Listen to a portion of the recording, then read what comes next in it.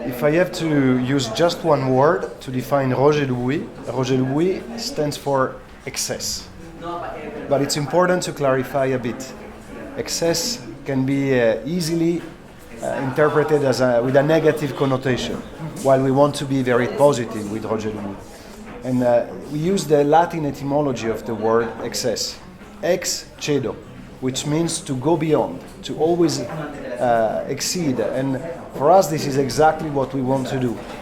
We want to represent a credible alternative to the classic watchmaking with a bit more extravagance into the fine watchmaking world. So we are evolving horlogerie in something more contemporary and expressive. I think it's much richer. First, because I knew Roger Dubuis from outside. I always admire Roger Dubuis, but I didn't know exactly how the company worked. And I discovered much more than what I thought. And I also evolved the brand into a direction which was not necessarily the same since the very beginning. I mean, I try always to be aligned to what the strategic focus of the Maison has been since the very beginning. I think it's very important to be true to your DNA and not to part.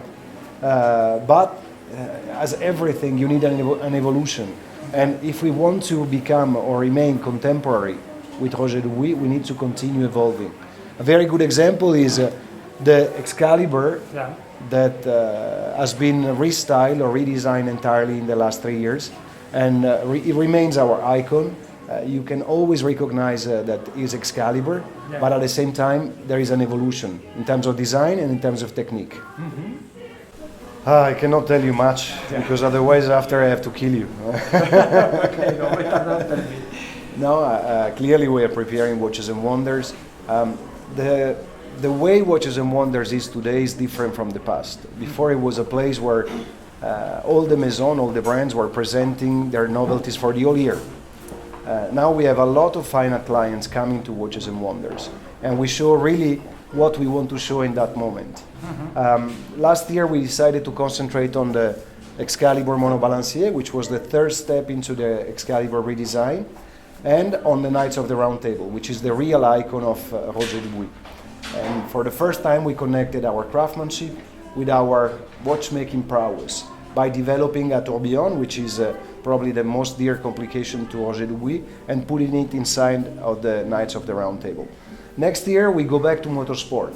So we've been spending some time cherishing our what we call urban tribe, the one you mentioned before. So starting to work with the contemporary artists and discovering new perspective into Roger Dubuis. Next year we go back to motorsport. There will be novelties launched during the fair and very important novelties coming after Watches and Wonders. So we wait. You can expect, well, we are enriching our caliber lineup, I would say, with a completely new caliber and I would say an important milestone for Roger Dubuis next year. Okay. But we started with Dr. Who, then we did Gulli, a French artist, then we did Sorayama in Japan, and now we did Liu Wei. And we are already working with some other artists. Very special people for very special watches? Absolutely. We always concentrate on excellence, on people who are at the excellence in their own industry, and people who somehow innovated their art. So, for example, Dr. Who started to work with a single needle. He's a tattoo artist, but he has a very graphical approach and a very thin line, which connects very well with the graphic approach of Roger Dubuis. And so we decided to do something with him, and we'll continue doing something with Dr. Wu. Gulli, same thing. He innovated, he called it appropriation art. So he took art from various artists, and then he connected all that. And he has also a very special way of painting, because he paints with spray, but he never detaches the spray from the design. So very special technique. Sorayama has been innovating since the 80s, very famous Japanese artist and architect too. Everybody remembers him from Aibo, which was the Sony robotic dog that came in the 90s. But everybody also knows him for his impertinent approach to graphic design with a sexy robot, which talks about the future. And so again, it was a very nice connection with Roger Dubuis. And finally, Liu Wei, which is difficult to define because he uses many different techniques, but he always plays with this graphic sign, very vertical. He wants to represent, for example, the city of Beijing with this elevation that goes up and the colors that you can always see even when the city is gray. And so again, we are very colored, we are very, once again, oriented to the future, and so Liu Wei was a very good connection for us. So it's become today, in a way, the iconic symbol of Roger Dubuis. We call it the astral skeleton. It's a star, as you mentioned. There are plenty of different, because it comes from the past. It was created at the very beginning of Roger Dubuis. It represents the 5 elements. There are a lot of connection with philosophy. There are plenty of stories, as I said. One of them is that it was replicating the rim of a Ducati bike. And since our main chief designer loved Ducati, he took that. But now it has evolved in something different. For us, the astral skeleton is really representing the 5 elements in nature that you find in nature.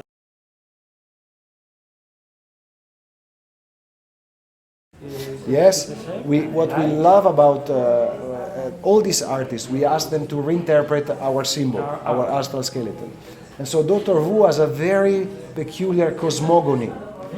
He has this idea of the space, of philosophy, and there is a lot of symbols in what he does, normally in his tattoo art. And so we asked him to play with it. And for example, there is a little spider which is always recurring in his art. And for the 8 pieces of the limited edition, the spider is always in a different place, so that every watch is really different from each other. But consistency for us is key. When you want to create an icon, you need to be consistent. And Roger Dubuis has been hyper creative in the past. We've been doing many different things. So that lately, my idea was to focus a bit more and be more consistent with what we do. And I think you can see the creative touch is always the same. There is a line among all our watches which is very easy to identify. What watch do you wear? I'm wearing the one before this one that I'm testing since a couple of years. Is a single flying tourbillon Excalibur. And it was, as I said, we started with a double flying tourbillon, then we did the single flying tourbillon, and lately we came with the automatic skeleton, or what we call the monobalancier. So it's 3 different steps in the same program. It's a very difficult question, and I always answer the same way. It's like asking to a father who's the best son, and it's difficult to choose. So I always say the next one is my favorite. So the next one will produce, the next one will create, is going to be my favorite until the next one again is coming. Do you test all your watches? Yes, almost, yes. I enjoy this privilege of testing our watches before they go out. I think everybody was scared because of the geopolitical situation, because of the pandemic and so on. But I think watchmaking is healthier than ever. You know, in the last few years we have seen a few things that were menacing fine watchmaking. I'm talking always about fine watchmaking. There was a moment when everybody said that digital watches would have replaced completely fine watchmaking, and it's not the case. Pandemic, same thing. I think that everybody can see that lately there is a special appetite for mechanical watches. Even younger generations are really starting to care, even generation X and Z, they are caring more and more about mechanical watches. So I'm super confident, because at the end people look for emotions, and you can find no emotions in a digital watch. You can find emotions in a mechanical watch. But we will, the important thing is, I said that at the very beginning, we want to represent an alternative to the classic fine watchmaking. To do that, you need to be continuously on the edge. Always think about the future and always come with innovation. So I see ourselves setting the path in the future for the future of fine watchmaking, and we need to continue doing that. And that is very important, because a lot of people tell me, why don't you go back and remake the sympathy, remake the homage, because vintage is, everybody's looking at vintage timepieces. I always say that our heritage is the future. We cannot look back, we always have to look at the future. And so we are already working today for the 5 years from now. We cannot look back. We can always, we can only look at the future. And we need, because to make our timepieces, there are very long cycles. It takes different years to come up with a new caliber. And so today we are already working on the collection of 2025. So we need to plan much in advance.